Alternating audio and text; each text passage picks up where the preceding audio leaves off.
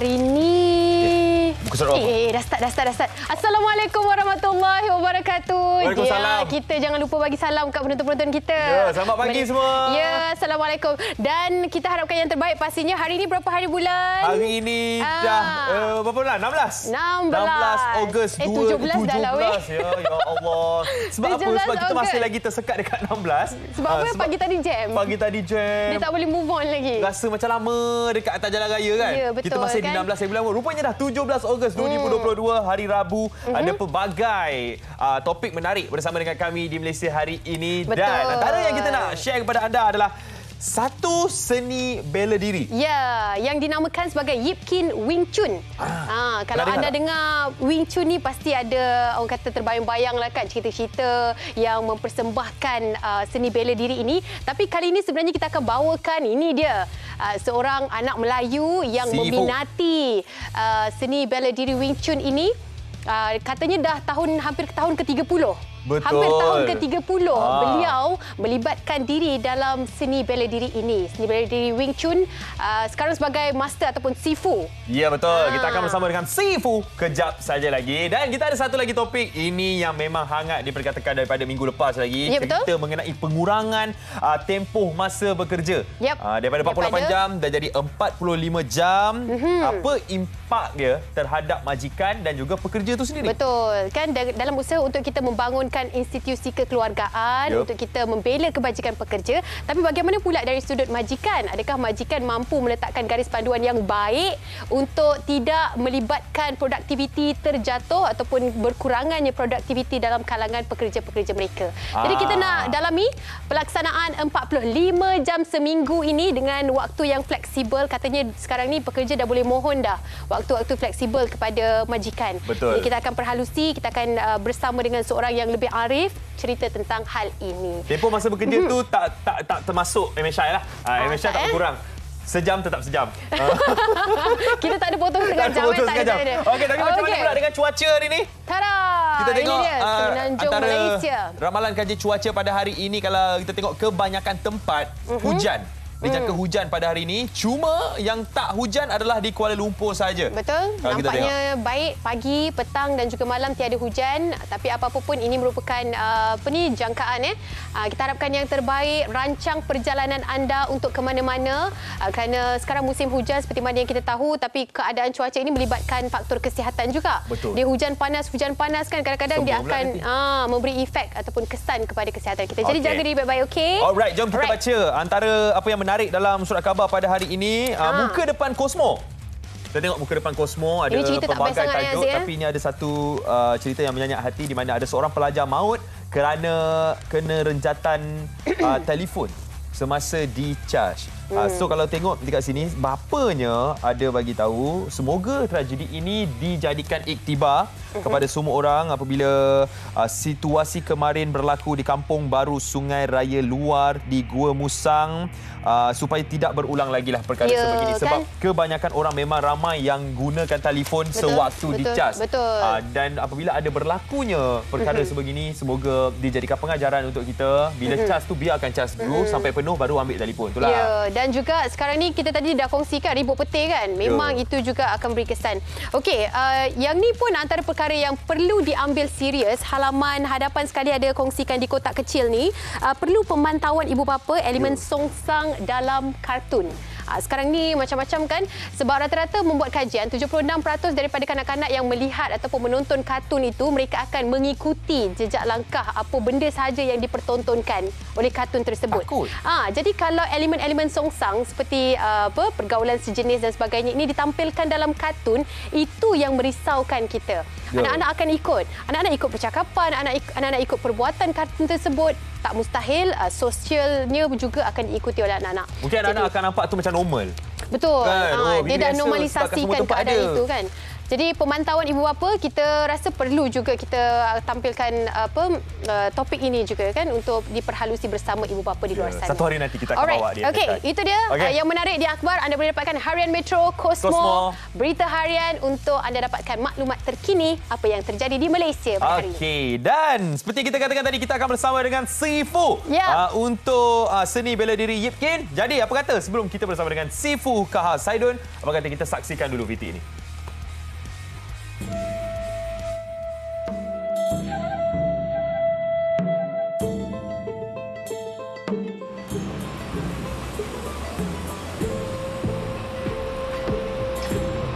Nama saya Kahar bin Saidun.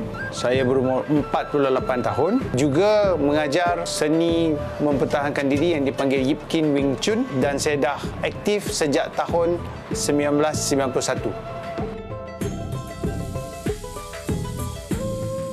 Yip Kin ini sebenarnya adalah nama kepada seorang pendatang Cina yang telah datang ke Malaysia pada 1918. Disebabkan dia punya pengetahuan tentang seni bela diri agak terkenal dan praktikal pada masa itu, dia telah diminta untuk buka kelas. Jadi pada tahun 1924 dia telah membuka kelas Wing Chun yang pertama di Tanah Melayu. Sekarang sudah 98 tahun. Kalau kita kira dari titik mula dia sampai di Tanah Melayu iaitu pada 1918, kami sudah berada di sini selama 104 tahun.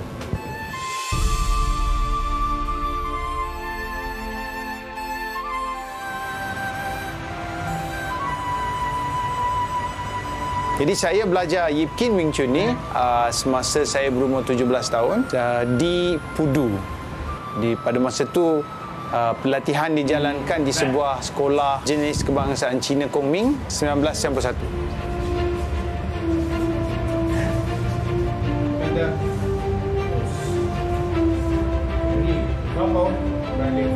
Kita menggunakan perkataan sifu untuk seorang guru. Jadi sifu ni, fu tu adalah bapa. Okey, jadi dia mengajar total iaitu anak-anak murid dia lah, iaitu anak-anak. Jadi hubungan kami adalah seperti bapa dan anak.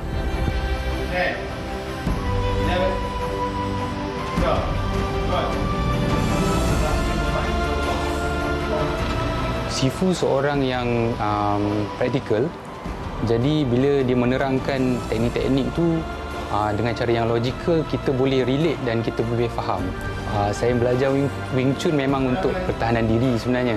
Tak sangka rupanya kat Malaysia ada sifu Melayu yang saya kira sangat pelik.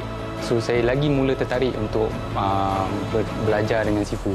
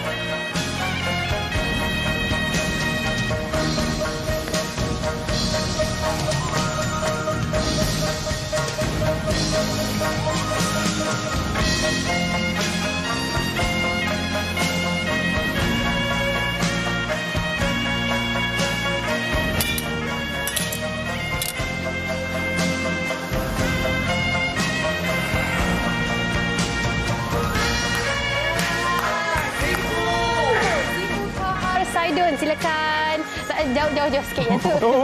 Jangan betul tajam. Betul tajam. Betul tajam. Memang kita serang untuk benda-benda macam ni persembahan. Betul. Jadi hari ini kita belajar satu seni bela diri iaitu Yip Kin. Dan saya sebenarnya pertama kali sebenarnya tengok Yip Kin Wing Chun punya seni bela diri ini. Saya tak pernah tengok sebelum ni. Sebab sebelum ni kalau kita tengok cerita Ip Man, kan Jackie Chan punya seni bela diri. Ya, tapi betul-betul. Seni bela diri itu sama dengan apa yang kita tonton dalam Ip Man dan juga Jackie Chan punya cara tu, Sifu? Jadi Kung Fu ni seperti juga silat, dia ada macam-macam jenis. Jadi yang Mahaguru Yip Kin bawa daripada China ni, dia memang Wing Chun, tapi dua aliran yang amat berbeza. Okey. Jadi Yip Kin ni dia belajar di atas Melayu lah, nak bawa tadi. Kita yang tengok. Kena tarik nafas dulu. Ya, nama dia tanya 3 weapon tu kan. Okey, jadi Yip Kin ni dia belajar dekat satu tempat, dia panggil Red Boat. Kapal merah di mana opera Cina dilakukan. Jadi zaman dulu kita tak ada movies kan. Ya, so apa dia buat? Dia opera Cina dia letak atas kapal, dia jalan bandar ke bandar. Okey. Melalui Sungai Yangtze dan sebagainya. Faham. Jadi itulah cara mereka menyaksikan perbezaan culture di situ. Jadi movies tu dalam bentuk opera atas pentas dan dia jalan daripada bandar ke bandar.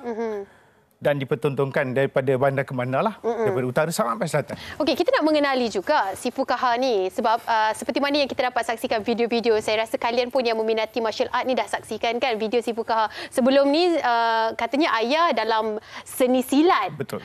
Tapi tak pernah langsung belajar silat. Pernah. Anaknya pula meminati martial art Wing Chun. Mungkin boleh ceritakan kepribadian Sifu Kaha sendiri. Mula-mula minat dalam silat ataupun seni Wing Chun ini. Okey. Pada mulanya, saya cuma nak belajar satu martial arts supaya saya boleh lebih confident dan saya juga boleh mempertahankan diri saya kalau saya kena bully dan sebagainya. Sebab saya dulu saya kecil, amat kecil. Jadi, arwah bapa saya memang guru silat. Jadi, saya tanya dia lah, nak belajar silat apa ni? Okey. Dia cakap, kenapa nak belajar silat? Oh, dia yang tanya kenapa nak belajar silat? Okey, betul? Pergi belajar Chinese Kung Fu. Pergi cari sendiri. Wah. Kenapa ayah Sifu menggalakkan untuk belajar? Dia tak pernah bagi tahu. Cuma arwah bapa saya, dia silat tu sendiri, dia belajar daripada pelbagai perguruan. Ada lebih kurang dia ada 30 guru. Okey. Jadi saya tak pernah dapat tanya dia kenapa dia suruh saya belajar Kung Fu. Tapi pada masa tu, buka Yellow Pages, pergi satu-satu. Dan guru saya iaitu Yip Fuk Choi, cucu kepada Yip Kin. Okey. Menerima saya dan terus daripada 1991 sampai sekarang. Wow. Itulah pasal. Sebab ini adalah seni bela diri Kung Fu ataupun Cina, budaya Cina. Jadi pasti ada kesukaran kat situ, saya kira. Kan secara logiknya kalau kita nampak gambaran yang lebih jelas, pasti ada kesukaran sebab mereka mungkin dari segi bahasa, dari segi pemahaman, buku-buku yang perlu dipelajari dan sebagainya. Adakah itu juga yang dialami oleh Sifu masa mula-mula nak belajar? Tepat. Bukan masa mula-mula je, sampai habis saya belajar, itu adalah challenge yang saya lalui lah. Cabarannya di situ. Cabarannya dekat situ. Jadi, Sifu saya walaupun dia boleh berbahasa pelbagai bahasa, dia tak boleh berbahasa Melayu dan Inggeris dengan baik. Okey. Itulah. Itulah dia punya kekangan dekat situ. Jadi, disebabkan dia tak boleh berbahasa Melayu dengan bahasa Inggeris dengan baik, kami ada satu mod belajar lah. Saya pukul dia, dia baling saya. Belajar itu pakai je lah komunikasi dia. Komunikasi dia tu. Dan kemudian selepas tu, sebab saya belajar bahasa Jepun, saya belajar di Jepun. Bila balik, saya boleh tulis Cina sikit. Dapat banyak. Ada persamaan lah. Ada persamaan dekat situ lah. Jadi dengan tulisan Cina tu, saya berhubung dengan dia. Dan saya belajar satu persatu lah sampai sekarang. Sampai sekarang Ya, walaupun dah 30 tahun. Seorang je ke anak Melayu? Pada tahun 2008 ada beberapa orang lagi join lah. Ya, mungkin tak lama lagi akan ada seorang lagi anak Haziq murid. Husni. Bila saja boleh, tak ada masalah. Cerita pasal ni, contohlah kalau umur Haziq yang 18 tahun ni. Ya, saya yang mau masuk. Yang 18 tak pergi ke 19 ni, umur 18 je umur dia. Boleh. Sama umur kita, Sifu. Boleh masuk ke Sifu? Berapa umur yang takat mana Sifu menerima sebagai murid? Okey. Jadi ceiling tak ada. So however age you are, berapa umur sekalipun saya terima. Student saya yang paling tua sekali join saya, dia Kung Fu Master juga. Dia join masa umur 67. Wow, start join 67 tahun. Ada seorang lagi tu dia join masa umur dia 58. Perempuan boleh join? Perempuan ramai join. Oh, ramai. Sampai kahwin semua hilang. Yalah, memandangkan Anik minta kan, tanya perempuan boleh join kita. Apa kata Sifu ajar kita step yang paling senang lah, Sifu. yang paling mudah untuk kita belajar dalam studio Persyaing. Okey, boleh. Jom. Okay. Come up. Okey. So, step yang paling tak pakai apa. tahu yang pakai. Kita belum tahap ni lagi. Kalau Hazing nak boleh lah. Jangan. Okey. Bahaya. Ini paling simple sekali. Asas kuda-kuda. Okey. Tangan dekat sebelah. Okey, angkat. Tutup. Okey, bengkokkan kaki. Pastikan belakang tegak. Punggung tolak ke depan. Punggung tolak ke depan? Punggung tolak ke depan. Okey. Buka satu. Okey, tambah gini. Satu. Gini. Kaki macam mana? Korang tak nampak kan mungkin? Satu. Dua. Tiga. Okey. Jadi, duduk dalam kuda-kuda ni macam saya belajar dulu 3 bulan. 3 bulan buat ini je? 3 bulan ni je dalam kelas. Saya baru buat 3 minit ni. Belum sampai 3 minit. Belum sampai 3 minit. 3 saat. Dah kejang kaki. Dah tak boleh bergerak ni, Sifu. Maknanya kita tak boleh pergi kepada pergerakan yang lain selagi mana kita tak master pergerakan ni. Dia salah satu sebab adalah untuk kuatkan kaki. Dan juga untuk kita belajar kita center. Nak balik macam mana ni? Nanti dulu. Kita belajar tangan pula. Tangan. Okey, tangan. Tapi dia tak boleh gerak kaki ni. Kaki dia maintain. Kaki maintain. Okey. Lepas tu bayangkan kita ada cermin yang potong kita tengah, kita letak tapak tangan atas cermin. Tapak tangan atas cermin. So dekat center ni. Okey, so ni tangan depan turun, gerak. Ini apa dinamakan pergerakan ni? Cermin. Okey. Dia tadi Sifu cakap gerakan cermin. Ini bayangkan cermin. Kalau bahasa Cina dia panggil Bai Chong. Bai Chong. So tapak tangan dia kat tengah. So kita biasakanlah. Macam ni kita nak tahu pergerakan kita ni betul ke, salah ke? Macam gitu. Kita badan tak bergerak. Dia macam dalam keadaan rehat. So kita boleh buat. So bila kita dah biasa ni, kan? Dan baru kita boleh buat. Laju. So ke depan. Tengah tumbuk. Kan. Dia bukan pusing. Tumbuk. Dia suka aku seram lah. Tapi kaki kekal macam gitu. Kekal. Ni asas lah. Sifu, kenapa kita punya kaki memang kena macam gini, Sifu? Okey, dulu kita tak tahu sebab apa. Kestabilan. Okey. Kita tutup dulu lah, kesian tengok. Itulah. Tutup. Okay, satu. Boleh gerak, Cik? Tak boleh balik dah ni. 1, 2, 3. Tak fast. Sifu. Okey. Dulu kita tak tahu kenapa kena buat macam ni, kena berdiri lama. Pada tahun 2008 ke 9, di salah satu universiti di Itali, diorang mendapati bahawa exercise yang menggunakan berat badan ke atas kaki macam ni, ada weight tu. ada weight on leg punya exercise, is good to amat bagus untuk membantu kita punya otak menghasilkan neuro cells. Jadi lebih fokus lah sebenarnya. Otak kita Dia lebih bekerja dan dia menghasilkan sel yang bagus untuk otak. Lagi cerdas. Wow. Kita boleh dapat. Okey, Sifu. Saya nak... Sifu, jom, boleh ya Sifu ya? Duduk balik Sifu boleh ya? kat sini kan? Saya Jom. takut bila dah ada Sifu ni, kita kena minta izin nak duduk. Janganlah macam tu. Dia punya krem tu. Zik, okey Zik. Standby 9999 ke apa? 911 ke, standby lah semua. Kita takut ni ada kecederaan berlaku. Dia baru start tau. Itu baru belajar sikit tu. Kita dah nak habis dah sebenarnya perbincangan ni. Rasa macam tak sempat nak banyak nak tanya kita punya Sifu pada hari ni. Sifu, apa yang mungkin nak disampaikan kepada mereka di luar sana yang berminat dengan Yip Kin Wing Chun? Okey. Yang berminat dengan Yip Kin Wing Chun boleh cari saya di Facebook. Okey, saya Kahar Saidon ataupun Kahar The Wing Chun Teacher. Okey, Kahar The Wing Chun Teacher. Dan pada saya bukan hanya, of course kalau datang belajar Yip Kin Wing Chun lebih bagus. Ya, betul. Okey, sebab kami ada banyak stories lah.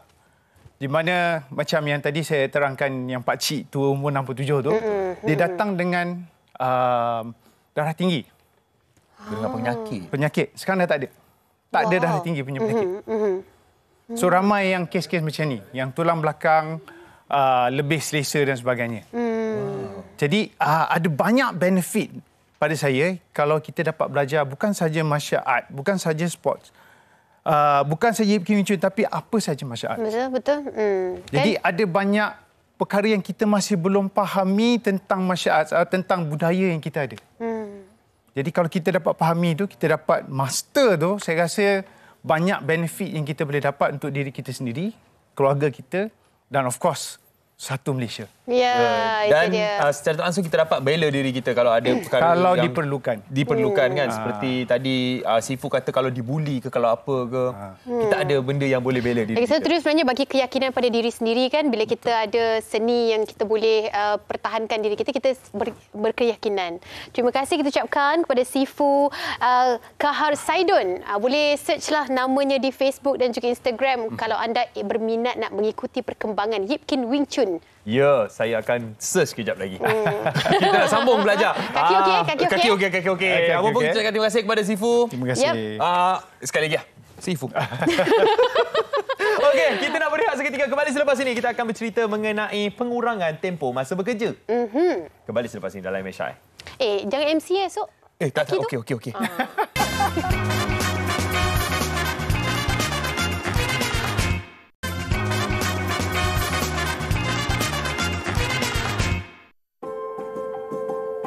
Pekerja di negara ini dibenar memohon aturan kerja fleksibel AKF kepada majikan mengikut pindaan Akta Kerja 1955 berkuat kuasa 1 September ini.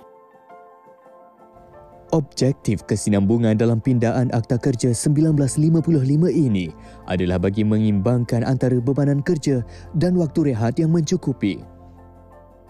Dasar pengurangan waktu ini bertujuan menjaga kebajikan pekerja, memberi kelonggaran waktu bekerja serta membolehkan pekerja menyusun waktu kerja yang lebih ancal.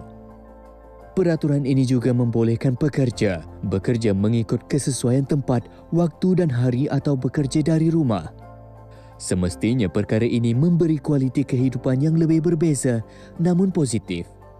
Kalau lihat pada sedikit orang kata kronologi cadangan pindaan ni, kita bermula pada tahun 2015 lagi, ya. So that orang kata menjadi dasar kerajaan lah, terutama Kementerian Sumber Manusia dan juga pihak jabatan apabila kita ada satu-satu cadangan pindaan supaya kita selari, sebab kita ahli kepada Pertubuhan Buruh Antarabangsa ataupun ILO.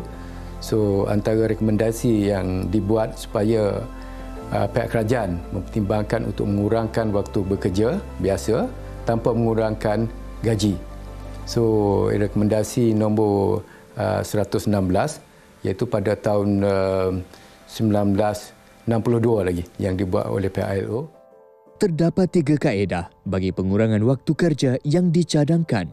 Majikan boleh mengurangkan setengah jam setiap hari bekerja untuk pekerja yang bekerja 6 hari seminggu. Kaedah kedua, majikan boleh mengurangkan 3 jam pada hari Sabtu, iaitu dari 8 jam bekerja kepada 5 jam bekerja. Kaedah yang ketiga, majikan boleh memilih untuk menetapkan 5 hari bekerja bersamaan 9 jam kerja sehari. Pindaan Akta Kerja 1955 ini hanya terpakai kepada pekerja sektor swasta bagi Semenanjung Malaysia dan wilayah Persekutuan Labuan. Dan kita lihat kalau kata kita ada pindaan dan memberi ruang pada pihak majikan dan juga pihak pekerja untuk bersetuju dengan bentuk kerja baru iaitu flexible working hours, yang ni di bawah section 60 P dan Q, ya. P dan Q, yang mana kita memberi kuasa kepada majikan untuk menentukan permohonan yang dibuat oleh pekerja untuk menentukan waktu kerja anjal, ya. Kalau kita lihat untuk sektor kerajaan telah lama kita laksanakan, yang mana kita ada waktu asas, waktu kerja asas iaitu antara 8 dan 5, dan kita memberi ruang kepada pihak majikan juga pihak pekerja untuk berunding perkara ini untuk menentukan waktu kerja anjal yang lain. Pihak pekerja boleh memohon waktu kerja anjal mengikut pilihan secara bertulis dan pihak majikan perlulah memberi jawapan sama ada bersetuju mahupun tidak dalam tempoh 60 hari berserta alasan jikalau menolaknya. Orang ramai juga turut memberikan pandangan yang positif dalam pengurangan waktu bekerja ini. Banyak benda boleh buat 3 jam tu. Boleh spend dengan anak-anak lah, itu mostly lah. Sebab daripada penat-penat kerja, start dengan jam, at least banyak masa dengan family. Kita kalau nampak lah hari-hari everyone kerja, macam-macam kerja. Bukan buat satu kerja saja. So dengan pengurangan jam bekerja ni, kita ada lebih masa untuk nak buat side income yang lain. Walaupun cuma 3 jam, banyak sebenarnya kita boleh buat. Kajian menunjukkan 10 negara teratas yang maju telah melaksanakan pengurangan waktu bekerja dan menunjukkan produktiviti yang tinggi. Pihak kerajaan terutamanya Kementerian Sumber Manusia bekerjasama rapat bersama Kesatuan Sekerja dan Kesatuan Persekutuan Majikan dalam menjayakan dasar yang telah dibuat oleh kerajaan ini supaya mendapat meningkatkan produktiviti serta keharmonian perindustrian negara.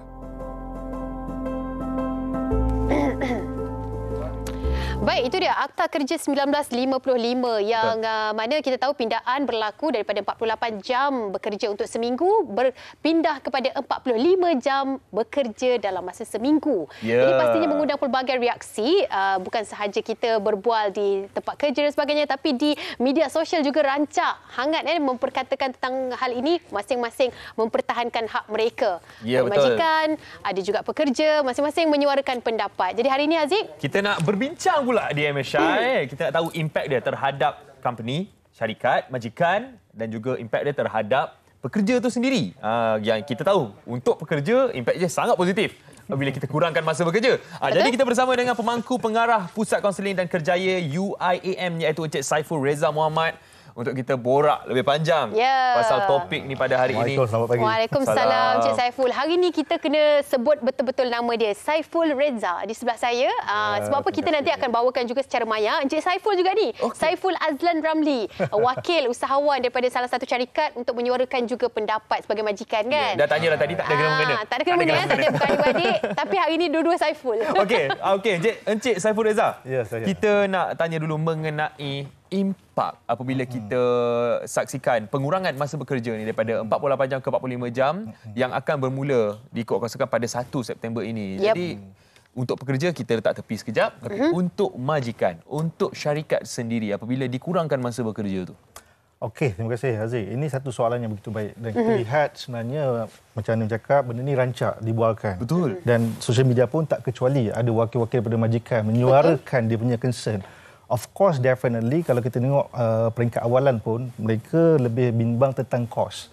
Sebab dia akta kerja ni dia bukan saja pasal masa tu. Maknanya kalau terlebih masa kena ada overtime. Dan overtime sekarang ni dia bukan saja bawah 2,000. Kalau dulu bawah 2,000 ada overtime. Sekarang dia dah increase sampai kepada 4,000. Of course as a boss dia akan rasa macam costing meningkat. Kan? Macam mana nak cover operation? Adakah nak bayar duit lebihan ke ataupun dalam sudut lebihan waktu bekerja ataupun additional staff. Jadi untuk certain industri pula kita tak boleh pukul rata juga semua sama. Dia punya cabaran might be berbeza lah. Kalau kita tengok kebelakangan ini ramai menyuarakan concern terhadap F&B punya industri operation. Jadi bagaimana nak urus takbir, nak susun atur balik. Saya sendiri sebagai orang kata di industri di tempat kerja sebagai seorang ketua, of course the moment cakap pasal ni je, the first concern sudah macam mana nak monitor kan staff punya ni kan. Sebab saya tak banyaklah, saya bawah saya department saya ada dalam 30 orang ni termasuk cawangan dan kita tengok setiap seorang ada perangai masing-masing of course. Dan bila bercakap pasal employee ni, the concern adalah performance, attitude, how far this all employee akan embrace benda ni sebagai satu benda yang sebenarnya kebaikan untuk mereka dan memberi manfaat yang lebih jauh dan besar kepada organisasi. Betul. Ada concern kat situ sebenarnya. Dan kita melihat kepada pelbagai syarikat ada budaya yang berbeza. Kalau mungkin syarikat yang datangnya daripada China budayanya berbeza, yang Jepun berbeza. Jadi adakah kita boleh selarikan dengan pindaan ini kepada 45 jam dengan masa mereka bekerja? Lagi-lagi kalau mungkin departmen yang berbeza juga mengundang kepada tuntutan kerja yang berbeza. Pelaksanaan dia macam ada kelompongan di situ lagi. Dia pelaksanaan bagi saya apa yang kerajaan telah tetapkan ini bagi saya satu benda yang sudah harmoni sebab tidak ada satu single solution applicable kepada semua keadaan. Sebab kalau kita tengok MNC contohlah untuk industri IT related, kerja dari sudut flexibility hours maknanya giving trust tu dah diaplikasikan lama dah. Way back before COVID lagi. Masa COVID tu barulah kita macam PKP, work from home.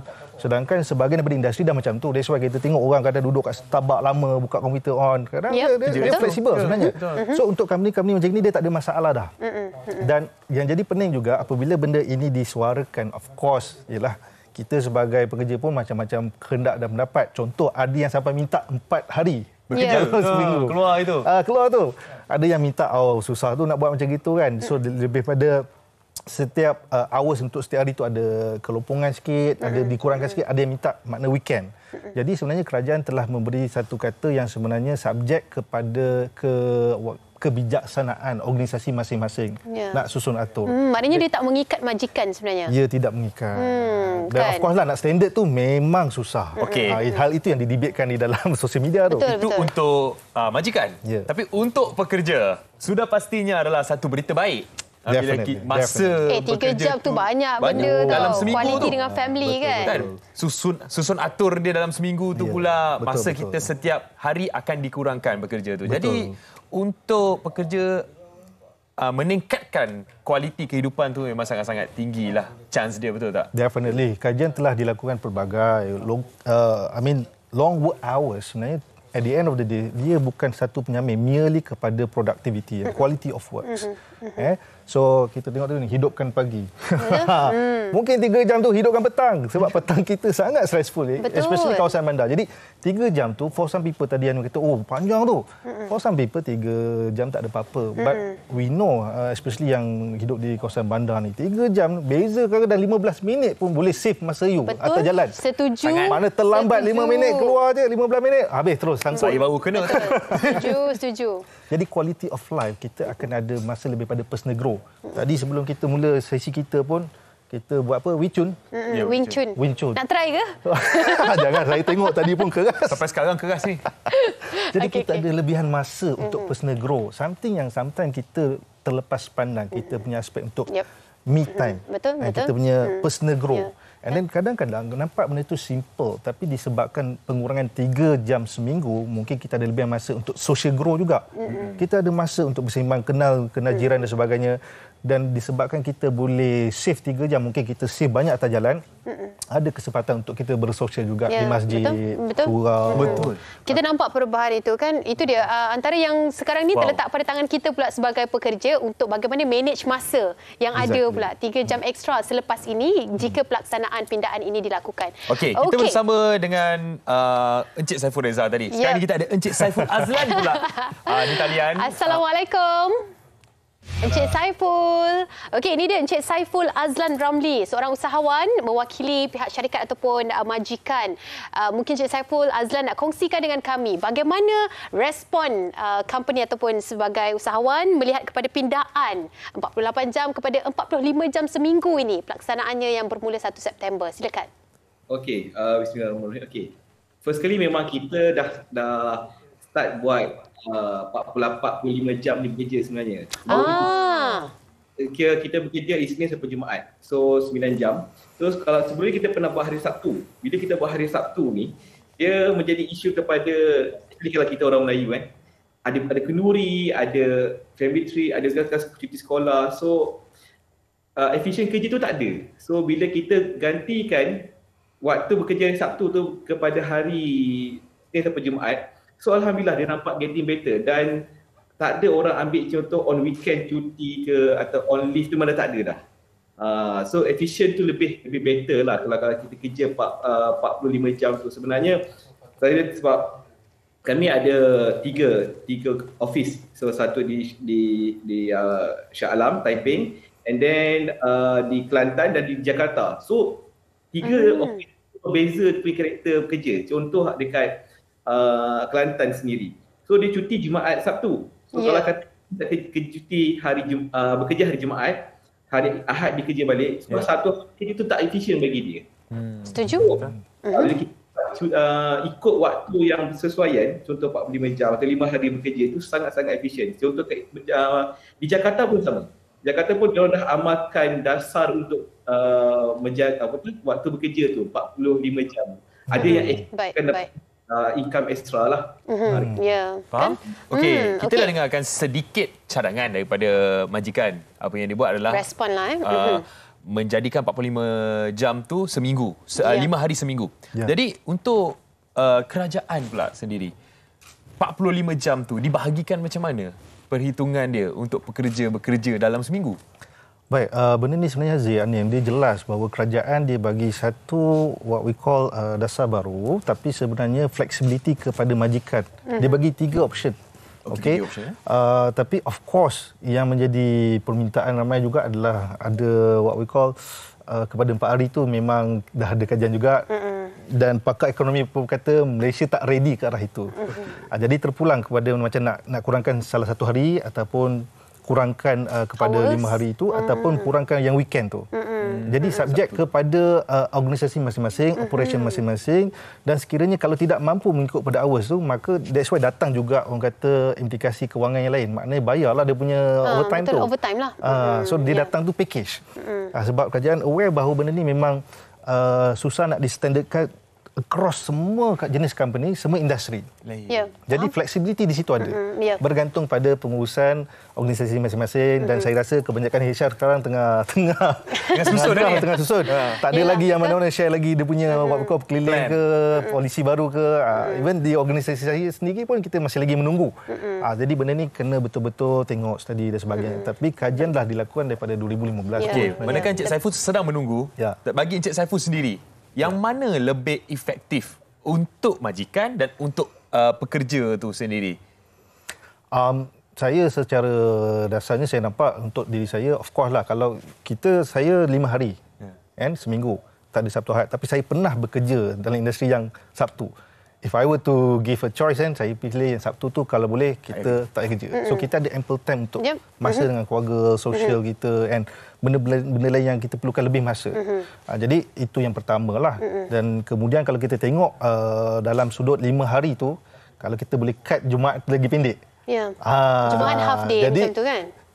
Dia sambung pula kepada yang Sabtu Ahad tu. Jadi nak travel ke, nak balik kampung ke, perancangan kita dapat ni lah. Boleh. Banyak sebenarnya kesan yang dapat diberikan kepada kehidupan kita kan. But for that's my preference lah, subjek. Yalah, itu pandangan peribadi. Okey, yang mungkin yang terakhir je sebelum kita gulung perbicaraan kita, Cik Saiful nak komen sedikit tentang aturan kerja fleksibel yang sekarang ini juga mengundang pelbagai reaksi. Katanya pekerja dah boleh memohon bagaimana waktu pekerjaan kepada majikan dan terletak pada majikan juga untuk approve, untuk bersetuju dalam masa tempoh 60 hari tak silap saya. Jadi itu apa yang kita baca di social media. Bagaimana pandangannya dengan situasi terkini? Secara ringkas ni mungkin boleh kongsikan bersama kami. Of course, benda ni saya rasa employer perlu tahu apakah needs dia sebenarnya. Because kita lihat dalam aspek kita bekerja pun, landscape dia kita dah tak boleh pakai conventional punya method. Due to the Industrial Revolution 4.0, kita lihat sebenarnya lesser work hours ni dah menjadi trend dah. Kita tengok dia punya pattern dah menurun. Dan embrace di kebanyakan negara-negara maju, especially blok-blok Eropah sana. Jadi kita rasa bukanlah suatu benda yang baru dan kita pun dah study kan, government dah study dan kita pun benchmark dengan negara-negara jiran. Antaranya Singapura 44. Jadi kita perlu tahu apakah needs kita selain pada kerja. What seems to be the important value yang you nak bawa dalam kehidupan you. Sebab kehidupan kita ni bukan sahaja semata-mata untuk kerja. Jadi apa-apa kalau kita gila-gila punya tak ada kerja pun, kalau satu hari nanti kalau kita mati pun kita akan be replaced. Of course, organisasi akan replace orang lain punya.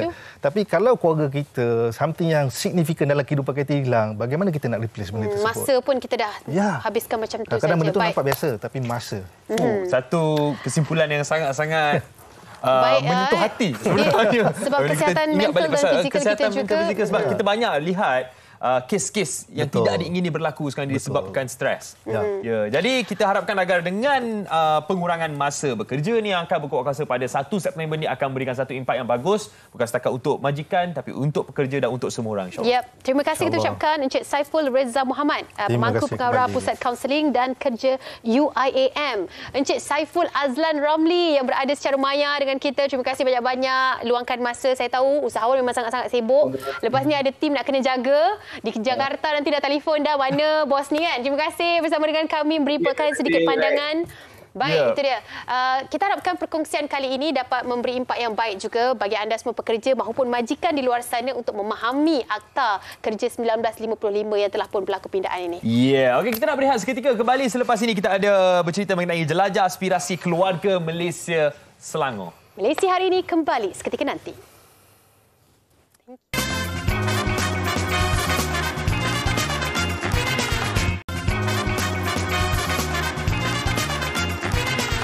Kembali bersama kami di MS Syai dan hari ini Haziq bersama dengan anda nak cerita mengenai jelajah aspirasi keluarga Malaysia di Selangor. Jadi untuk terangkan mengenai jelajah aspirasi keluarga Malaysia Selangor ini kita bersama dengan Timbalan Menteri di Jabatan Perdana Menteri untuk tugas-tugas khas iaitu Yang Berhormat Datuk Mastura binti Tan Sri Datuk Muhammad Yazid. Assalamualaikum YB. Waalaikumsalam Haziq. Apa khabar? Okey, thank you. Ya, dah sarapan tadi saya dah borak dengan YB dah. Tapi sebenarnya kita nak cerita lebih panjang mengenai jelajah aspirasi keluarga Malaysia di Selangor ni. Ya. Jadi mungkin YB boleh ceritakan apa sebenarnya yang istimewanya di Selangor ni dan apa perancangan untuk lawatan dan perjalanan jelajah aspirasi keluarga Malaysia di Selangor. Aspirasi keluarga Malaysia dan sekarang di Selangor setelah kita membuatnya di Sarawak, ianya adalah negeri ke-8 yang disusun begitu rapi sekali untuk menyingkap dan juga menjunjung usaha-usaha yang amat berhormat Perdana Menteri untuk menyemarakkan keluarga Malaysia. Keluarga Malaysia. Keluarga Malaysia ini adalah ciri-ciri yang mempunyai keterangkuman, kebersamaan dan juga kesyukuran di mana rakyat dianggap seperti tubuh badan manusia juga di mana setiap anggota itu mesti bekerjasama untuk menjadikan satu kebahagiaan dan kesihatan dan kemajuan untuk negara. Jadi di Selangor, Kementerian Penderaju yang telah dilantik adalah KUSKOP atau Kementerian Pembangunan Usahawan dan Koperasi bersama dibuat dengan sepadu iaitu tugas-tugas khas di bawah Jabatan Perdana Menteri dan juga Pejabat Menteri Besar Selangor, Setiausaha Kerajaan Negeri Selangor dan Majlis Bandaraya Shah Alam dan lain-lain pihak. Ia akan bermula pada hari Jumaat ini daripada tarikh 19 hari bulan Ogos hingga 21 Ogos. Dan akan dirasmikan oleh Yang Amat Berhormat Perdana Menteri. Dan berbagai-bagai perkara dan usaha dibuat di aspirasi keluarga Malaysia ini kita sebut jelajah aspirasi keluarga Malaysia yang mempunyai kaunter perkhidmatan dan juga pameran kementerian jabatan dan juga semua agensi, jualan keluarga Malaysia, jualan usahawan AKS dan cita rasa keluarga Malaysia. Tapi yang paling menarik di Selangor adalah hal-hal yang berkaitan dengan food truck, kenduri, food truck Malaysia. Tidak pernah dibuat kenduri, di mana-mana. Ya, kenduri. Tapi berkonsepkan food truck. Tidak lagi dibuat di mana-mana jelajah aspirasi keluarga Malaysia yang bermula dari Johor hingga ke Sarawak. Di lokasi pertama kali. Ya, di Selangor. Hebat Selangor. Mana datang idea nak buat kenduri food truck tu, baby? Oh, ini adalah idea baik yang datang daripada Yang Amat Berhormat dan juga Menteri KUSKOP iaitu Tan Sri Nur Homa. Wow, so pastinya akan menarik ramai orang untuk datang. Ialah sebab makanan satu, makanan kenduri satu. Percuma. Ia akan diadakan pada 19 hari bulan 8 ini, Jumaat ini daripada pukul 4 hingga 7 petang. Dan insya-Allah Yang Amat Berhormat Perdana Menteri akan bersama-sama di food truck. Join kenduri itu sekali. Bila nama kenduri itu dia lebih dekat kepada rakyat sendiri kan. Ya, betul. Kenalah dengan keluarga Malaysia. Ya, harapnya beramai-ramailah datang untuk bersama-sama menikmati makanan daripada food truck yang mempunyai pelbagai juadah yang akan disediakan. Dan yang paling penting ianya percuma. Ya, itu memang confirm dapat ramai orang untuk datang. Tapi itu satu kelainan dia. Mungkin ada kelainan lain yang akan dibawa di negeri Selangor ni, Baby? Semestinya akan dipamerkan perkara-perkara yang unik mengenai negeri Selangor. Dan antaranya kita tahu ianya menjadi satu negeri yang mempunyai ramai orang-orang muda dan akan diadakan juga karnival kerjaya Jami Kerja Keluarga Malaysia yang dibuat di semua jelajah. Tetapi saya pasti di Selangor akan mendapat sambutan yang amat hebat sekali. Di Sarawak seramai 2,000 pengunjung yang sampai ke kaunter jaminan kerja ini dan sukses mendapat kerja itu juga sangat berjaya. Wow. Maksudnya perkara itu memberi impak juga kepada orang yang datang yang mungkin tiada kerja sekarang ni. Ya, betul. Kan? Dan inilah masanya setelah kita mengalami kelesuan COVID yang amat dahsyat sekali. sudah tiba masanya kita menganjurkan supaya ramai, bukan hanya anak-anak muda tetapi semua golongan, semua peringkat umur untuk datang ke jaminan kerja kita ini. Ya, sebenarnya kalau kita tengok apa yang YB sampaikan tadi, untuk jelajah aspirasi keluarga Malaysia ni boleh didatangi dengan ramai orang yang tidak kira peringkat umur, daripada muda sampailah tua, semua boleh datang. Ya, ia akan berakhir pada setiap hari sampai pukul 9 malam. Sampai 9 malam boleh duduk dekat sana. Jadi mungkin YB ada pesanan yang nak disampaikan kepada penonton Malaysia hari ini untuk ramai-ramai datang ke jelajah aspirasi keluarga Malaysia yang akan berlangsung pada 19 hingga 21 Ogos ini, YB. Saya ingin memberi tambahan daripada apa yang saya sebut tadi. Terdapat 27 buah gerai ataupun booth yang akan diadakan. Yang termasuk hal-hal yang berkaitan daripada Kerajaan Pusat dan juga Selangor, dan juga kita akan mempunyai tabung latihan asas keusahawanan yang akan dikelolakan tabung ekonomi kumpulan usahawan niaga tekun, Majlis Graduasi Program Bimbingan INSKEN 2022, sangat banyak pentas utama pun akan diadakan, pentas mini IKS, pentas mini Cita Rasa Malaysia, Fun Ride, Sokan Rakyat, e-sport, program zikir berkah, dan saya mohon kepada semua pengunjung yang akan datang supaya melihat takwim ataupun jadual yang akan diadakan di semua platform sosial keluarga Malaysia. Silakan. Ya, betul. Kalau nak follow, kalau kita tengok kat belakang ni ada posternya dan ada tulis juga social media itu, iaitu My Keluarga Malaysia, dan juga di TikTok, Facebook, Instagram dan juga Twitter. Boleh follow untuk dapatkan info lanjut mengenai jelajah aspirasi keluarga Malaysia di Selangor yang akan dilangsungkan pada 19 hingga 21 Ogos nanti. Terima kasih banyak-banyak YB. Sama-sama. Di atas kesudian untuk memberikan penjelasan apa yang bakal berlaku pada hari Jumaat sampai Ahad nanti. Ya. Ya, terima kasih YB. Jemput datang. Ya. Ke aspirasi keluarga Malaysia. Macam panggil datang kenduri kan? Jom, jemput datang kenduri. Sebab memang ada kenduri food truck katanya nanti. Okey, itu dia. Yang Berhormat Datuk Mastura binti Tan Sri Datuk Muhammad Yazid Timbalan, Menteri di Jabatan Perdana Menteri Tugas-Tugas Khas. Jadi kejap saja lagi kita akan terus bersama dengan Anim. Apa pula ceritanya bersama dengan Anim? Kita berehat seketika, kembali selepas ini dalam MSI.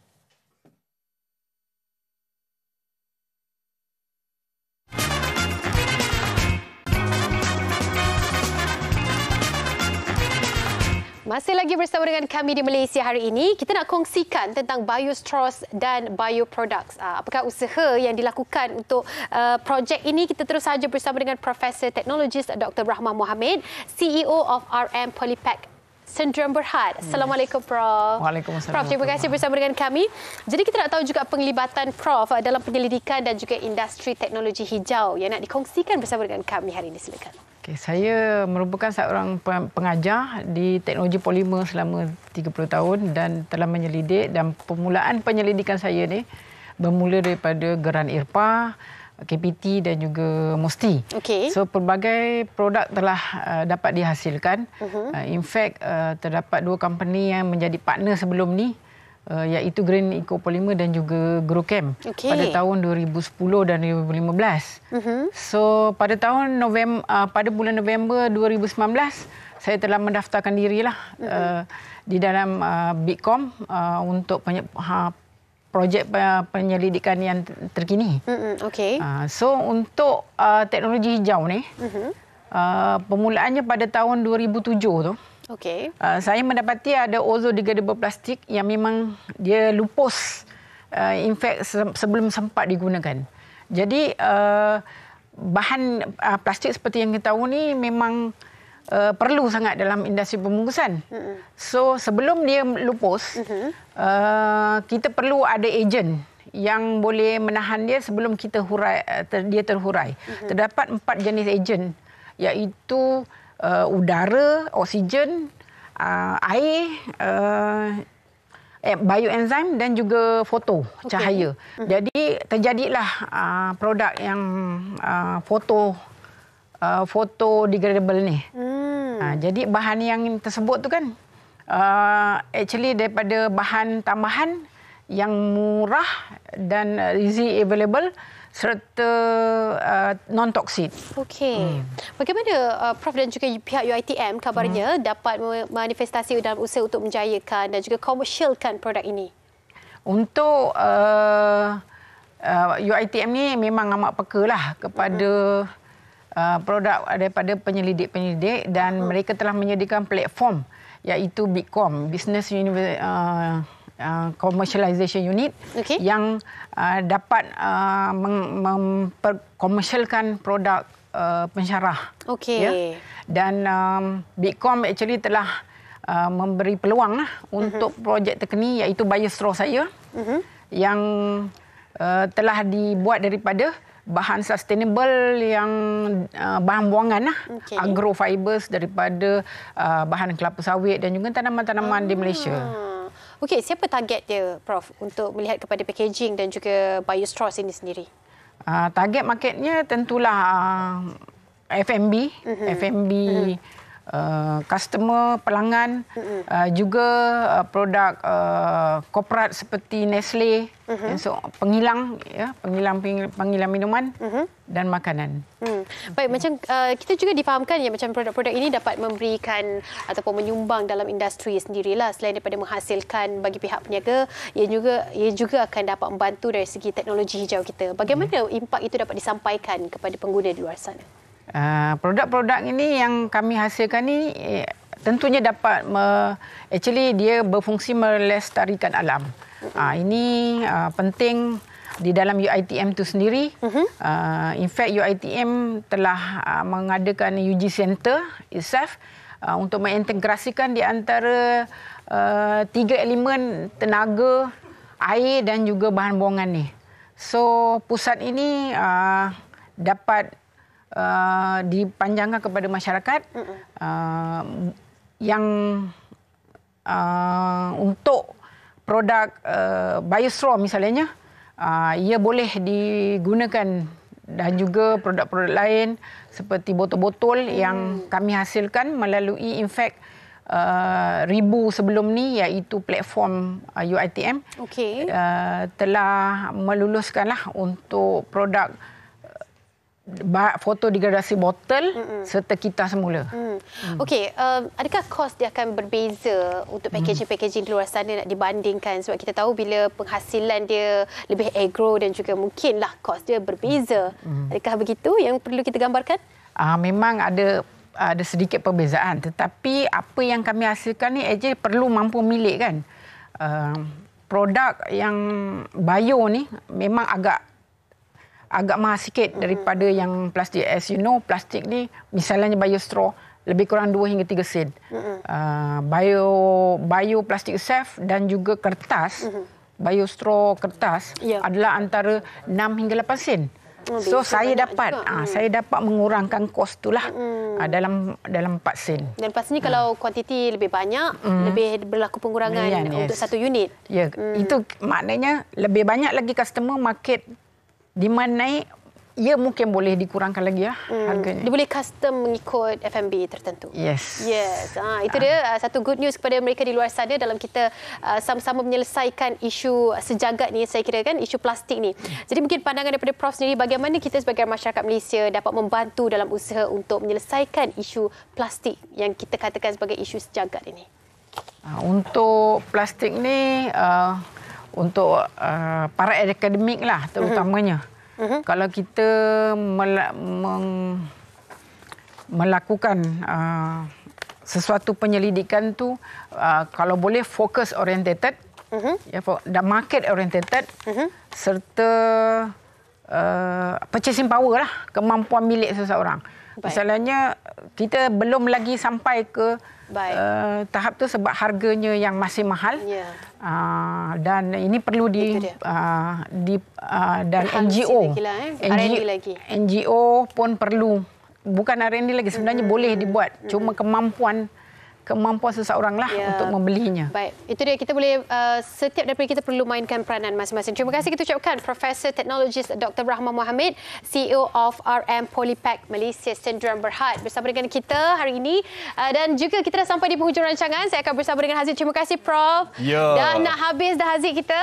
Betul, memang bukan dah nak habis, memang dah habis dah pun. Sebenarnya Malaysia pada hari ini sangat-sangat penuh daripada cerita pasal seni bela diri, kita cerita pasal pengurangan waktu bekerja, cerita pasal jelajah aspirasi. Esok ni nak cerita apa ni? esok ni? Esok lagi menarik topiknya iaitu bahana rokok elektrik. Kita jumpa lagi esok insya-Allah pukul 9:30 pagi. Jangan pukul 8. Pukul 9:30 Bye.